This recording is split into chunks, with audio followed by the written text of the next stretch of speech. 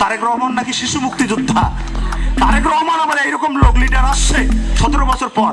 হায়রে বাংলাদেশের ভাই অবস্থা খারাপ। দেখেন এর মতো একটা লম্পট বাটপার হাওয়া ভবন করা 10 লাখ অস্ত্র মামলার ঘটনা ঘটানো একটা লোক, যার কারণে এই যে ভারত যেভাবে আওয়ামী লীগের পক্ষে দাঁড়াইলো, আপনার কি মনে হয় এখানে কি বিএনপির দায় নাই, তারেক রহমানের দায় নাই? 10 লাখের ঘটনা যদি সংগঠিত না হয় তাহলে 17 বছর এখানে হয়তো বা আওয়ামী লীগ থাকার পেছনে ভারতের যে ভূমিকা সেটা নাও হইতে পারতো। এই ঘটনা সংগঠিত করে 17 বছর পর গায়ে হাওয়া লাগায় কাকে নিয়ে আসছে জানি? এক আছে জেবু আর এক আছে জাইমাকে নিয়ে আসে। জেবুর গুরুত্ব কি? জেবু হচ্ছে তারেক রহমানের পেট। জাইমার গুরুত্ব কি? সে হচ্ছে তার যে ক্রোমোজোম, মানে সে হচ্ছে রাজনৈতিকের ঔরসপ্রাপ্ত, মানে ভবিষ্যতের কুইন।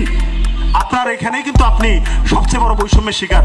যেই কারণেই আপনার রাজনীতিটা হচ্ছে আপনার শ্রেণীর রাজনীতি হওয়া দরকার। আপনি ভাবতে পারছেন না, একটা ছাত্র দলের পোলাপাইনকে বলতে পারবেন না, ছাত্রলীগও ভাবতে পারে নাই, ছাত্র শক্তিও ভাবতে পারবে না ওইভাবে। ভাবতে পারলে আলাদা করে থাকতো আর কি, শফিকুর রহমানের সাথে চুম্বাচাটি করার দরকার ছিল না। ভাবতে পারবে না সে প্রধানমন্ত্রী হবে। এই দলের মধ্যে কোনোদিন তারেক রহমান বাদে ফখরুলের মতো একটা লোক, ফখরুল ইসলাম আলমগীর, ঠাকুরগাঁর মানুষ, কোথায় এখানে নাফিস, ওদের এলাকার আর কি, ওই কখনো ভাবতে পারবে না এইরকম একটা লোক কখনো ভাবতে পারবে না সে বিএনপির হয়ে আছে প্রধানমন্ত্রী হবে। এই প্রধানমন্ত্রী হওয়ার জন্য তারেক রহমানের আশা অপেক্ষা করার লাগে। এই আশার অপেক্ষা করতে করতে 1.5 বছর ধরে আপনাকে এখানে মপতন্ত্র এবং জামাত শিবিরের অত্যাচার দেখা লাগে। এ কি অত্যাচার রে ভাই, মানে এটা আমরা স্বপ্নেও ভাবি না। সেইটারই বেনিফিট নিচ্ছে কিন্তু হচ্ছে বিএনপি যে গভর্নমেন্টে আসছে। কেন আসছে? এটা হচ্ছে বেনিফিট অফ ডাউট, কারণ মানুষের কাছে আর অপশন নাই। এইরকম একটা পরিস্থিতি বাংলাদেশ, যদি এই রাজনীতিটাকে এখান থেকে মুক্ত করতে হয় এবং যে রাজনীতি বাংলাদেশে চলছে, তাহলে আপনাকে আপনার রাজনীতিটা করতে হবে। আপনার রাজনীতিটা কি? রাজনীতি 2 প্রকার, একটা বড় লোকের রাজনীতি আর একটা হচ্ছে গরিবের রাজনীতি। আপনি কৃষকের সন্তান, আপনি শ্রমিকের সন্তান, আপনি মধ্যবিত্তের সন্তান, আপনার রাজনীতি হচ্ছে শ্রমজীবী মেহনতি মানুষের সাথে একাত্ম হওয়ার রাজনীতি। আপনার রাজনীতি হচ্ছে এখানে সমস্ত ধরনের যে বুদ্ধতন্ত্র তার বিরোধিতা করার রাজনীতি।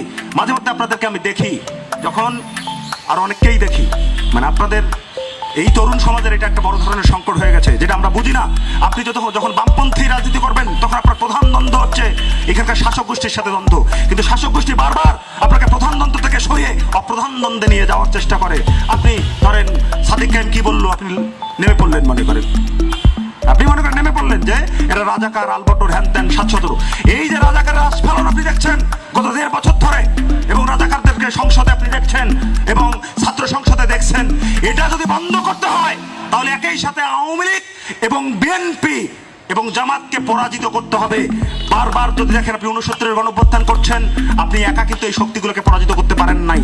আপনি 71-এর জনযুদ্ধ এখানে সংগঠিত করছেন, আপনি একা এখানকার জনগণকে কিন্তু নেতৃত্ব দিতে পারেন নাই। আপনি 90-এর যে স্বৈরাচার বিরোধী আন্দোলন করছেন, এরশাদের পতন ঘটাইছেন, সেটাও কিন্তু একা আপনি পারেন নাই।